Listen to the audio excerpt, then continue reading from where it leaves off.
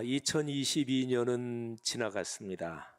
그리고 우리는 2023년 첫날 예배의 자리에 나와 있습니다.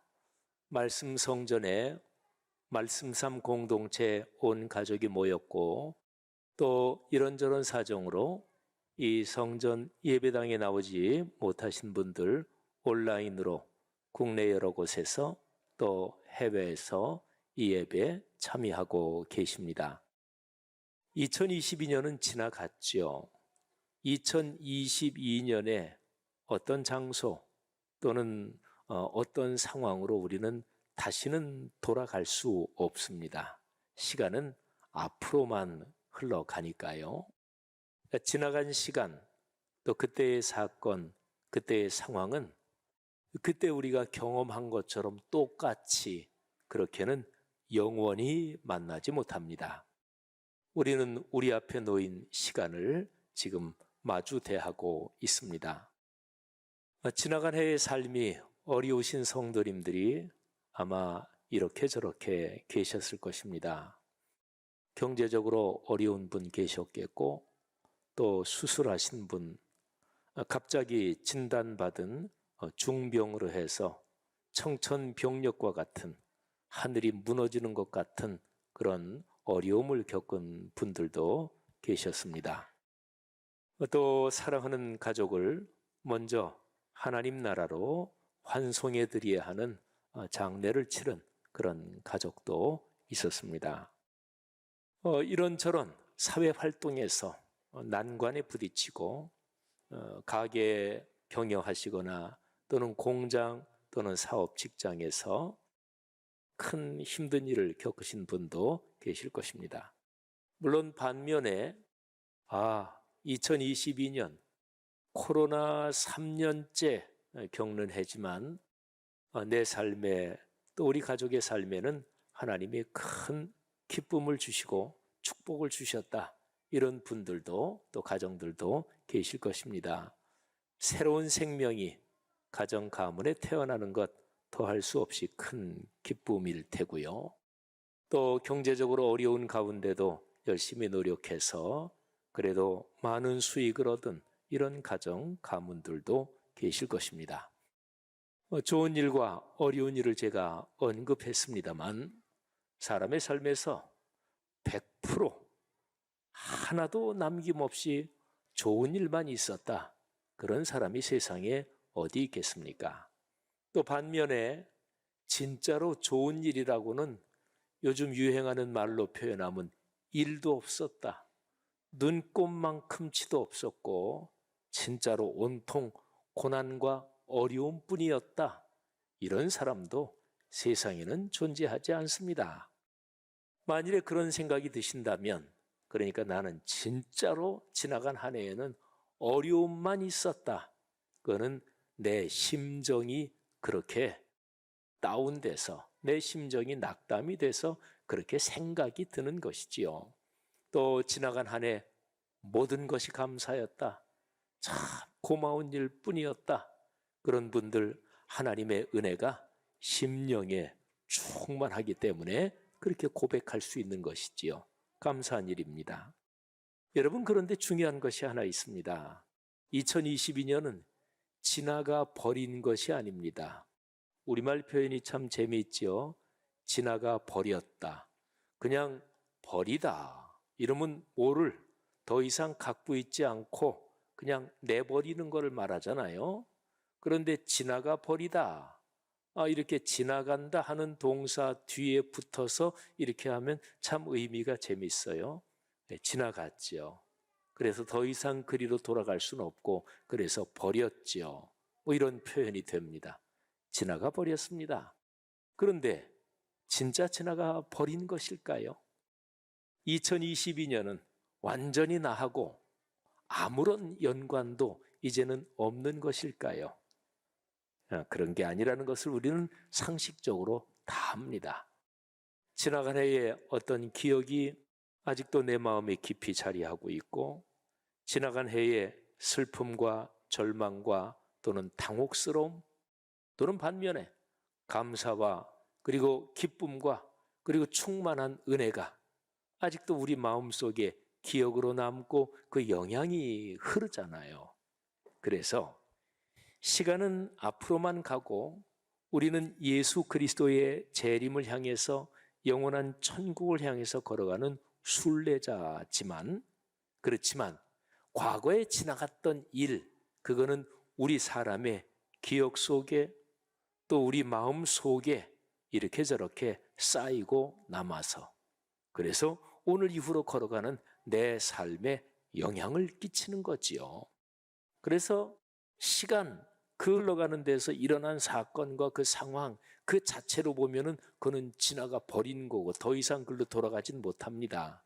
하지만 지나가는 과거 내 삶의 발걸음에서 겪은 그 모든 일에서 깨달은 것, 또 얻은 교훈, 또는 내가 겪은 어떤 심정들, 그런 거는 내 삶에 이렇게 저렇게 쌓입니다. 그러니까 과거로 돌아가진 못하지만 과거의 기억과 과거에서 얻은 느낌, 이런 거는 남는 거죠.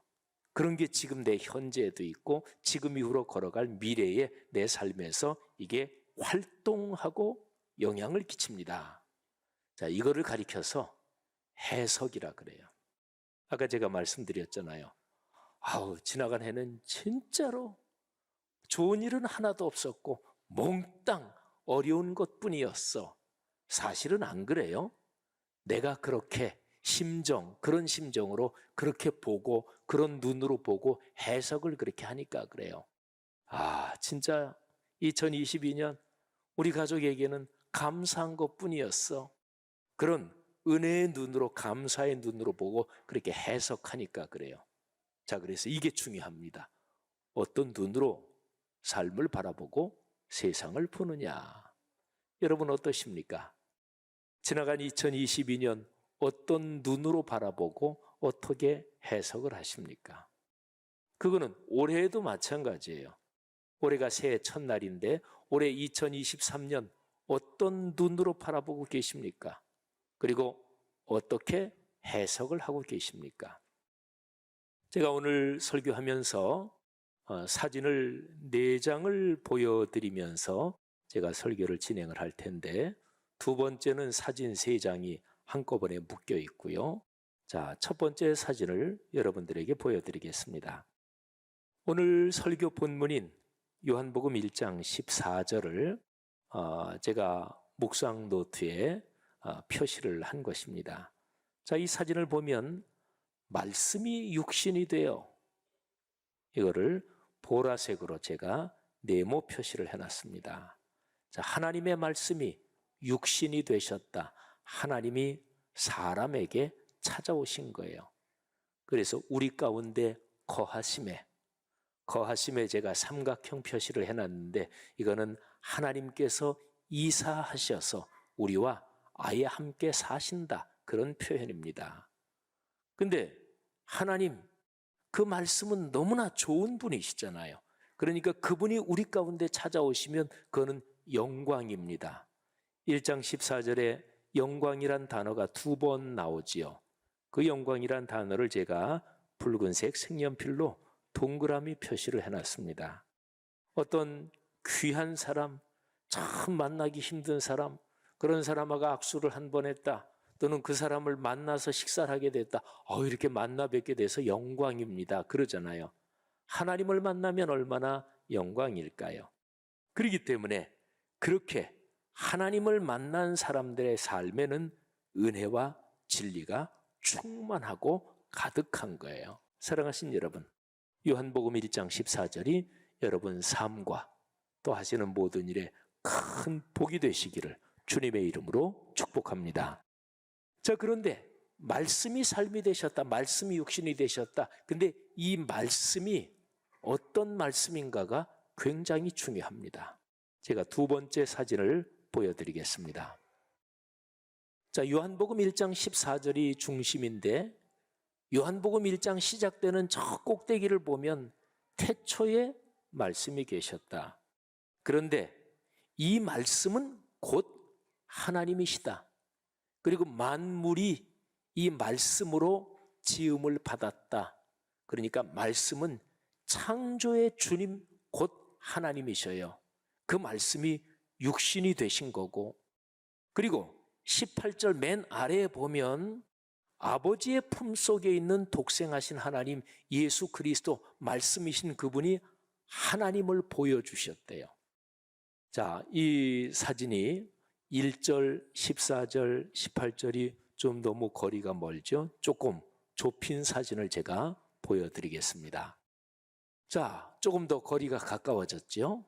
조금 더 분명해졌어요. 아, 그렇구나. 말씀이 삶이 되신 바로 그 말씀은 태초에 계셨던 창조의 하나님이시고, 그 말씀이 삶으로 오셨고, 그리고 그 말씀을 통해서 하나님이 어떤 분이신지 우리가 알게 된 거지요.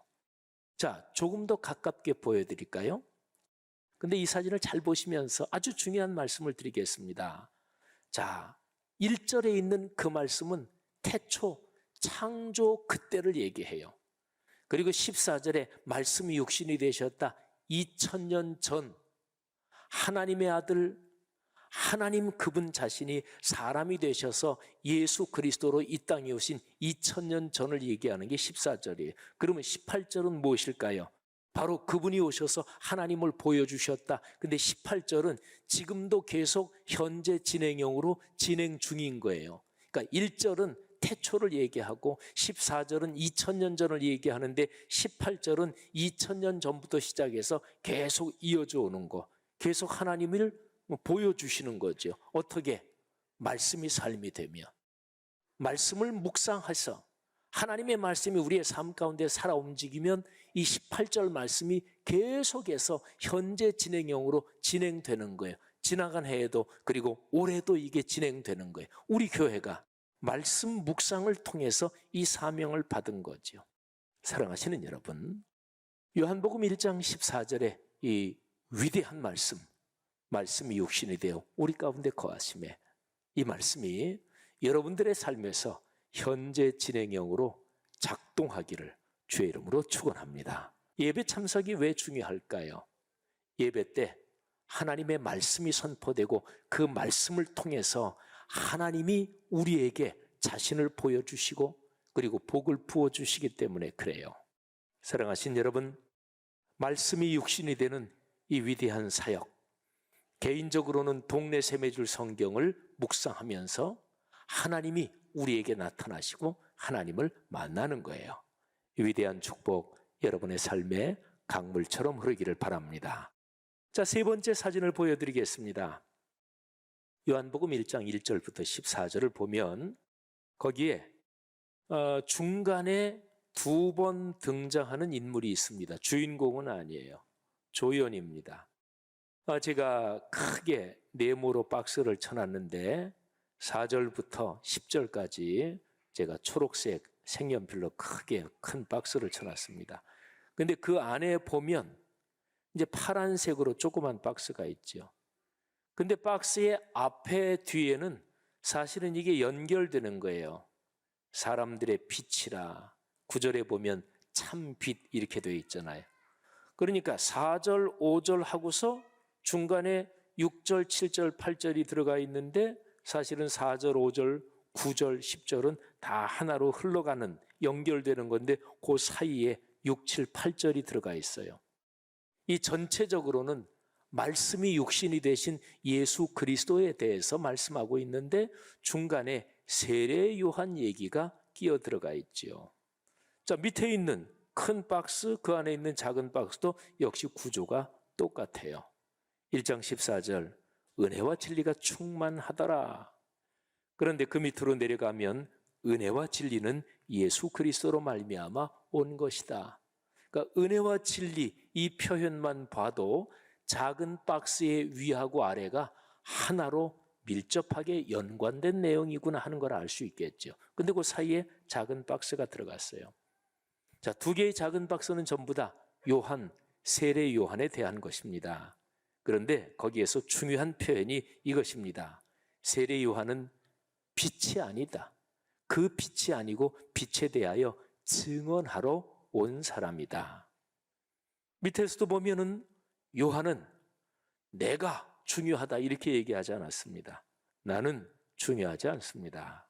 나는 참빛으로 세상에 오신 말씀이 육신이 되신 나는 그분에 대해서 증언하고 그분을 소개하기 위해서 있는 사람입니다. 사랑하시는 여러분, 이건 얼마나 중요한 일인지 모릅니다. 사실은 저 같은 목사들이, 목회자들이 무지무지하게 빠지기 쉬운 함정, 그리고 위험한 그 요소가 바로 이것입니다. 내가 드러나기를 원하고. 여러분, 얼마나 많은 기독교 지도자들이 이 점에서 실수하고, 그리고 참 하나님의 사역을 잘하던 지도자들이 여기에서 함정에 빠져서 그래서 자신의 사역을 망치는지 모릅니다. 그건 2000년 역사, 아니 인류 역사 내내 그랬어요. 뭐 기독교적인 분야뿐이겠습니까? 국가의 공직에서 어디에서든 다 마찬가지겠지요. 성도 여러분들이요, 2023년 1년 내내 참으로 진정으로 우리는 줄어들고, 그리고 나는 죽고 예수 그리스도, 나를 위해 십자가에 달려 돌아가신 나의 주님이 드러나고 하나님의 이름이 드러나는 그런 한 해가 되기를 주의 이름으로 권면합니다. 거기가 축복의 자리입니다. 거기가 영광의 자리입니다. 그때 우리 주님께서 여러분에게 영광의 면류관을 주시고 여러분 자신과 자녀 후손을 축복하시고 여러분에게 존귀함을 주실 것입니다. 그런 복이 1년 내내 넘치기를 바랍니다. 자, 마지막 네 번째 사진을 보여드리겠습니다. 네, 역시 요한복음 1장 1절부터 18절, 요한복음 전체의 서론인 이 말씀에서 이제 14절 이하, 거기에서 중요한 부분을 말씀을 드리겠습니다. 자, 말씀이 삶이 되면 거기에는 은혜가 충만하고 진리가 충만합니다. 여러분, 은혜와 진리 이 두 가지 단어는 짝이 돼야 됩니다. 우리가 보통 이런 경우 있어요. 아유, 그냥 은혜로 해. 아유, 그냥 은혜로 지나가. 근데 그거는 맞는 얘기일 수도 있고 잘못된 얘기일 수도 있어요. 예를 들어 누가 잘못했는데 근데 그 사람이 잘못한 거 반성도 안 해. 그리고 자기 잘못하고서도 뻔뻔해. 그런데 그냥 덮어도 은혜로 해. 은혜로 지나가. 그거는 잘못입니다. 성경에서 말씀하는 굉장히 중요한 은혜란 단어를 오용하는 것이고 성경 말씀을 제멋대로 사용하는 심각한 잘못이요 또는 죄악이라고도 할 수 있습니다. 하나님은 공의로우신 하나님이십니다. 그러니까 범죄한 사람이 자기의 죄를 잘못을 깨닫지도 못하고 회개하지도 않은데 그래 그냥 내가 다 덮어줄게. 성경은 그런 얘기를 한 적이 없습니다. 그러니까 은혜, 그는 분명히 있지만 그 짝을 이루는 것이 진리입니다. 은혜는 이렇게 감사한 것이라면 진리는 분별하는 거잖아요. 구별하는 거잖아요. 그런데 하나님의 거룩한 말씀, 예수 그리스도 그분의 십자가 안에 은혜와 진리가 같이 있는 거예요. 우리가 보통 사람의 삶에서는 은혜와 진리가 동시에 작동한다. 이게 사실 잘 상상이 안 되잖아요. 근데 예수 그리스도의 십자가 거기에서는 은혜와 진리가 함께 작동하는 거예요. 하나님 아버지께서 진리의 정확한 기준으로 사람들의 죄악에 대해서 무시무시하게 심판을 하신 자리가 십자가입니다. 그런데 그 죄의 형벌을 당신의 아들 예수 그리스도에게 사람이 받아야 할 형벌을 하나도 남김없이 다 심판하셨어요. 그러니까 하나님의 아들 예수 그리스도도 그 심판이 너무너무나 무섭고 너무너무나 힘드니까 십자가를 지시기 전에 겟세마네 동산에서 이 잔을 제가 안 질 수는 없습니까? 이렇게 기도했고 십자가에서 달려 돌아가실 때도 나의 아버지, 나의 아버지, 왜 저를 버리셨습니까? 이 정도로 고통스럽게 외치셨던 것이 바로 하나님이 진리에 근거한 공의의 심판, 인류의 모든 죄에 대한 심판을 한 홀이도 남김없이 다 당신의 아들에게 쏟아 부었기 때문에 그래요. 그래서 예수 그리스도의 죽음을 대신 속죄했다. 그래서 대속의 죽음이라 그래요. 그리고 하나님의 은혜와 사랑, 그거는 우리에게, 원래 우리가 심판받아야 될 우리에게 또 남김없이 다 쏟아 부으신 거예요. 그게 하나님의 사랑입니다. 그러니까 예수 그리스도의 십자가, 예수 그리스도께서 보여주신 거기에는 은혜와 진리가 같이 있는 거지요. 은혜와 진리가 충만하더라. 그리고 17절에도 다시 한번 나오지요. 율법은 모세로 말미암아 주어진 것이요 은혜와 진리는 예수 그리스도로 말미암아 온 것이라. 자, 은혜와 진리. 그러니까 예수 그리스도, 그분을 꼭 붙잡고 걸어가는 그 인생에는 하나님의 은혜가 넘치는 거예요. 그 안엔 진리가 물론 작동하고 살아 움직이는 거죠. 은혜 위에 은혜다. 은혜요. 또 은혜요. 모든 것이 하나님의 은혜지요. 성도 여러분들이요, 올해 2023년 걸어가는 삶의 여정 속에 하나님의 이런 은혜 넘칠 것입니다. 하나님의 사랑을 확신하십시오. 하나님이 혹시 나를 좀 안 좋게 보시는 거 아닌가? 나를 미워하시나? 그러면 그때마다 십자가 사건을 생각하십시오. 십자가 사건에서 하나님께서 나를 구원하시기 위해 당신의 아들을 십자가에서 희생시키셨습니다. 그런데 그 하나님의 사랑을 어떻게 의심할 수가 있겠어요? 하나님은 여러분을 끔찍하게, 극진하게 사랑하십니다. 여러분을 아끼십니다. 여러분에게 은혜를 주시고 또 주시고 그리고 더 주시기를 원하십니다.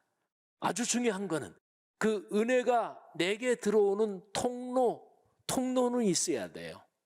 그러니까 하나님이 내게 은혜를 주실 때 내가 그걸 적어도 손을 내밀어서 받기는 해야 돼요. 에베소서 2장 8절에 그 은혜를 인하여 믿음으로 말미암아 구원을 받았다. 우리가 보통 믿음으로 구원받는다. 우리 교회학교 아이들이 믿음으로 구원받는다. 이런 거 노래로도 하잖아요. 근데 믿음으로 구원받는다 맞는 얘기인데 거기에는 전제된 게 있습니다. 은혜가 전제가 된 거예요. 그러니까 은혜를 인하여, 하나님이 주시는 은혜가 먼저고 그 은혜를 받는 손이 믿음이에요. 근데 안 받을 수도 있어요.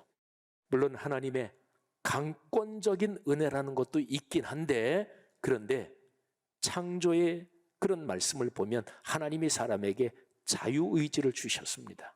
하나님의 형상에 들어있는 거예요. 그래서 사람은 신학적으로 본질적으로 얘기하면 하나님이 주시는 은혜를 안 받을 자유까지도, 그런 의지까지도 그 인간에게 맡겨진 거예요. 하나님이 은혜를 주시는데 안 받는 사람도 있어요.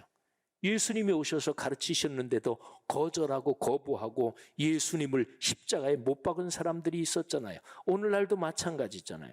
그러니까 하나님이 은혜를 주시는데 적어도 내가 손을 내밀어서 받기는 해야 돼요. 그 손을 내미는 게 바로 믿음이에요. 그래서 은혜와 믿음. 그런데 그 구체적인 통로가 66권 성경 말씀입니다. 이 말씀을 통해 하나님의 은혜가 우리에게 오는 거예요. 말씀이 우리에게 다가오는 세 가지 유형이 있습니다. 첫째, 성육하신 말씀, 요한복음 1장 14절. 두 번째, 기록된 말씀, 66권 성경. 이 두 가지는 과거형이에요. 성육신하신 말씀, 2000년 전에 있었던 사건이니까 과거죠. 기록된 말씀, 성경 66권은 이미 완결됐습니다. 성경하고 같은 가치를 가진 게 지금도 쓰여지고 있다. 지금도 그 메시지가 같은 가치를 가지고 있는 게 선포된다. 그거는 기독교가 아니에요. 이단이에요. 66권 성경 기록은 완결된 하나님의 계시의 말씀입니다. 이것도 과거지요. 그런데 성육하신 말씀, 기록한 말씀, 이거 두 가지 말고 현재 진행형으로 계속 진행되는 게 있어요. 그게 바로 선포되는 말씀. 두 가지. 공예배 때 선포되는 말씀, 그리고 두 번째는 내가 개인적으로 말씀 묵상하면서 거기서 하나님의 성령이 내게 선포해 주시고 내게 가르쳐 주시는 말씀. 꼭 기억하십시오. 하나님이 은혜 위에 은혜를 주십니다. 그런데 그것을 받는 통로는 66권 성경 말씀을 공예배에 참석해서 그 말씀에 귀를 기울이고, 그리고 내가 개인적으로 말씀을 묵상할 때 하나님의 은혜가 우리의 삶으로 강물처럼 흘러들고, 또 내 삶에서 강물처럼 흐르는 그 말씀이 주변으로 번지고 퍼지고 흘러가서 온 세상에 바다처럼 넓게 하나님의 역사가 이루어지는 거지요. 올 1년 내내 이런 은혜가 넉넉하기를 주의 이름으로 축복합니다.